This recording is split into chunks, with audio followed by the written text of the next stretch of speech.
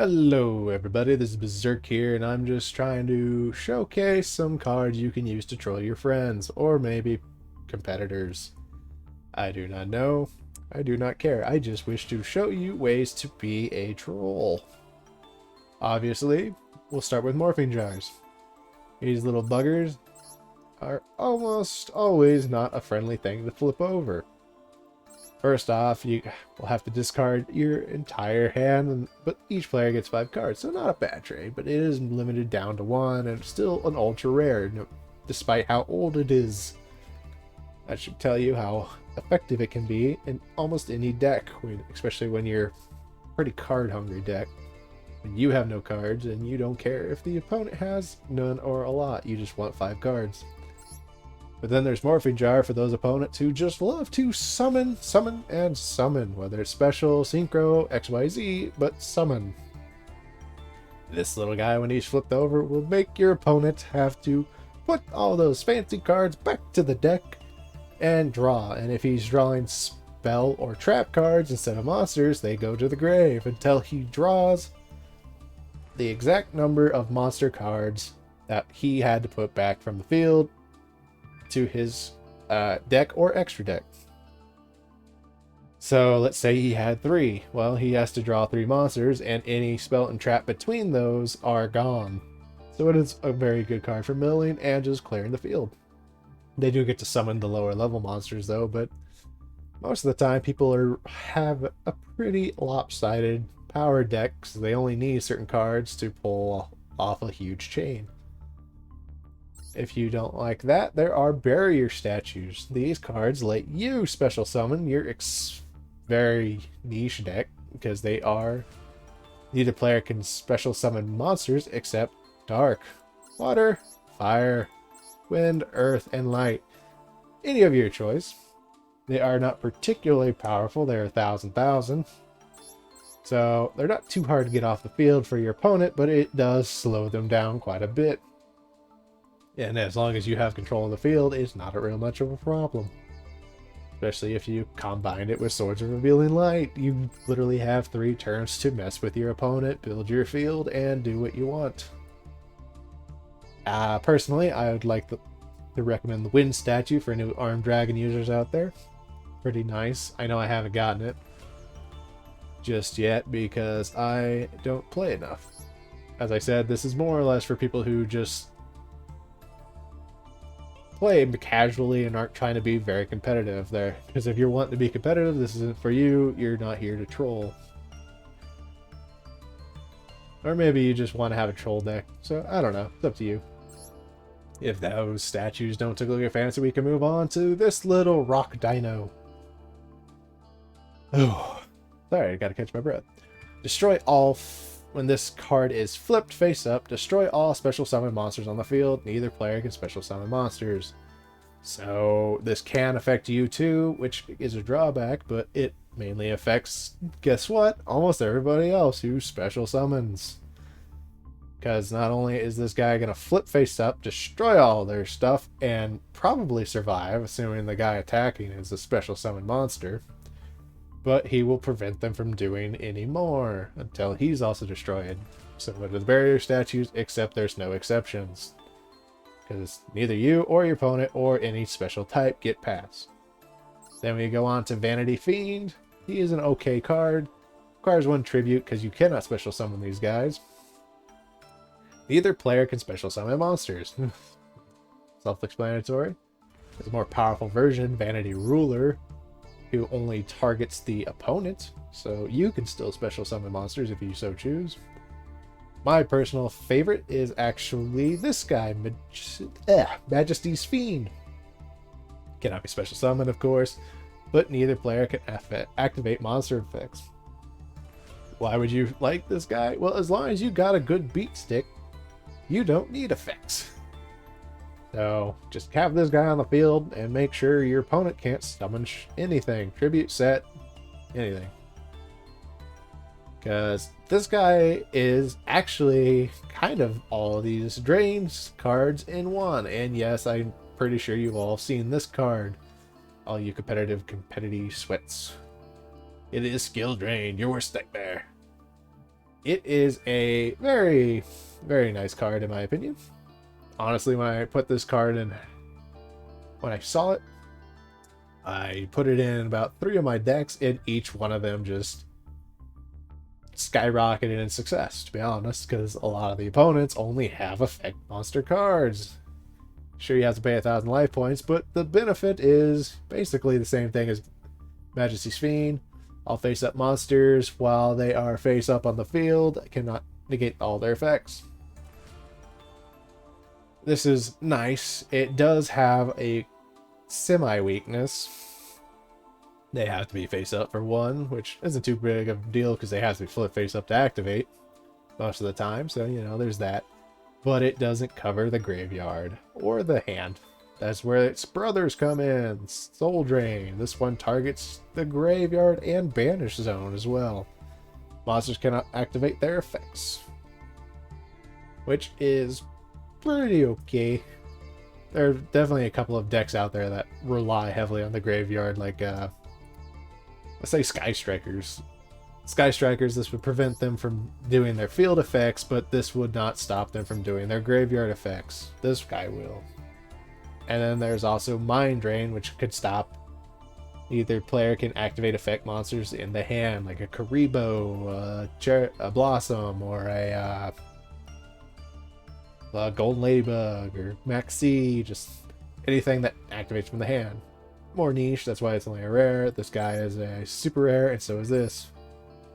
Personally, this one seems more important because most monsters are wanting to be put on the field, and monster effects in the grave are more the build-up cards and not the big bads. This guy stops all the big bads. This one stops them from, you know, just refilling their field or card cycling.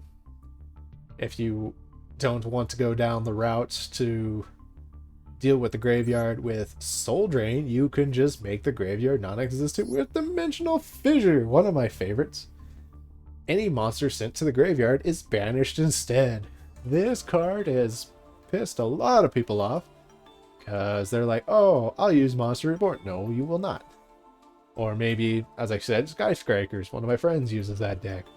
This pretty much stops that. So long as it's out before he starts cycling monsters into the grave. But then again, if he tries to cycle and I end up destroying them, they're banished instead. It is a very strong card for only being a rare in my opinion. It will take up a spell or trap slot because it is continuous, but it is well worth it, though this also affects you. But personally, I do not rely on any cards from the grave for about 97% of my decks. If you just want to limit the playing field, there is this guy. You can only activate this if you and your opponent each have 5 or less cards on the field. Each meaning you have 5 or less and he has 5 or less. The maximum number of cards that each player can have on the field is 5. This pretty much makes you pick and choose. You can either have like 3 in the front, 2 in the back, 3 monsters, and then 2 spell or traps, or a mixed match of that. Basically, it just limits what they can play. So they can rotate a lot of cards, but they cannot completely flood the field. At least not completely. They can still fill the entire front of just monster zones, or maybe the complete back if they wanted to. Any match of 5. But it does hinder them. Speaking of hindering, there is summon limit. Neither player can summon more than 2 times per turn. Personally, I don't think I summon more than that, to be honest. 2 is usually my limit, is normally a normal summon, and then maybe a special summon here or there. But you've seen them, there are guys who will go through half their deck or special deck, take about 5 turns, and then finally they'll attack you.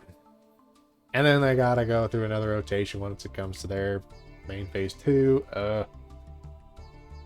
But this card can help stop that and summon Breaker. The only difference between this trap, this monster trap, and it stops them at 2 but does nothing else. This one lets them go 2-3 if they so choose, but it becomes the end phase. Basically like tripping a Breaker. As soon as you summon that 3rd guy, your turn's done, boy. But that also affects you. But then again, if you're not somebody who summons more than 2 a turn, you're fine. Again, there are a lot of cards that can destroy spell cards. There's still a lot of cards that can destroy traps, but this one usually stays on longer. I don't know if it's less annoying or more annoying. I don't know.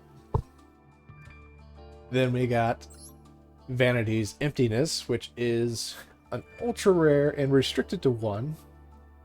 Personally, I do not see how it's completely overpowered, but it is a strong card. But there has to be some reason I'm not seeing that it's up to 1.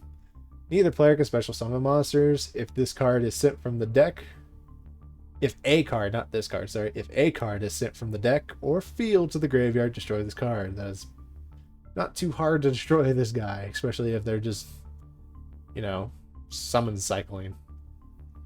Or Synchro, or XYZ. Well, not XYZ, it doesn't go to the grave unless they detach. Either way, pretty easy to destroy this, and it's like, why would it be an ultra rare? However, if you pair it with Dimensional Fissure, they're not going to the graveyard, they are going to be banished instead. So as long as you got these two paired up, you have nothing to worry about.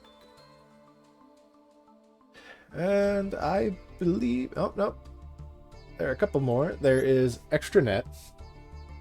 Basically, if people are messing around with their extra deck, if a monster is special summoned from the extra deck, the opponent of that player can conduct that player conducted special summon can occur this effect. Apply this effect.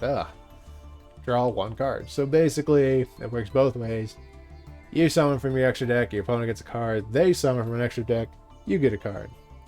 Doesn't sound too strong, that's why it's only a rare, but then again, there are plenty of XYZs that compound off each other, and they do probably about 4 XY summonings in 1 turn. I've seen it happen plenty of time.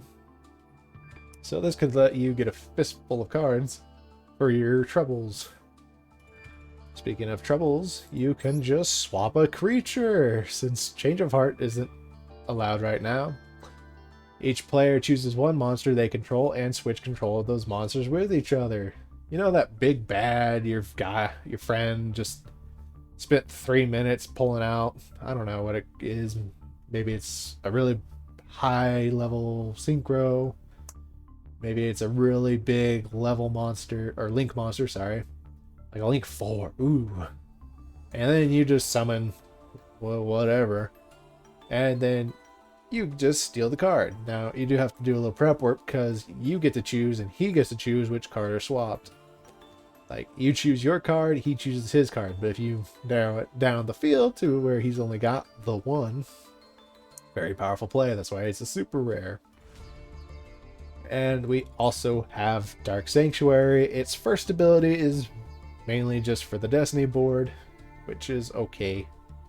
But its secondary effect, when an opponent's monster declares an attack, toss a coin, and if the result is heads, negate the attack. And if you do, inflict damage to your opponent equal to half the current attack of that opponent's monster. Realize it's saying current, not original, so any buffed cards is going to hurt even worse to him. Now it's only 50-50 shot, but it's with every attack. And it also negates the attack if it does roll ahead. Flip ahead, sorry. Because if they negate, it won't trigger a lot of like monster effects that require them to attack. So, pretty powerful. I've honestly had friends who had a field full of monsters kill himself, while I had none. Or maybe it'll just give you time to set up your field, hopefully, before he can destroy half of your monsters. Either way, very good card, and if you're also trying to do that, buy some time. You can't go wrong with Swords of Revealing Light, the old golden oldie. Oh, Swords of Revealing Light, you are definitely beautiful for my Exodia deck and piss people off. And that's about it. Now, none of these cards are going to make or break a deck. Well, you might be able to brick somebody's deck if you're lucky with Skill Drain or Majesty's Fiend, but you can only hope. Usually they have counters or ways to remove, you know, stuff that's trying to brick their decks. You know, at least if they're smart, they'll have counters. But either way, it's annoying, it buys you time, or maybe it wins you the duel if you're lucky. Whatever the case, these are some cards worth looking into to troll your friends. Thank you. Goodbye.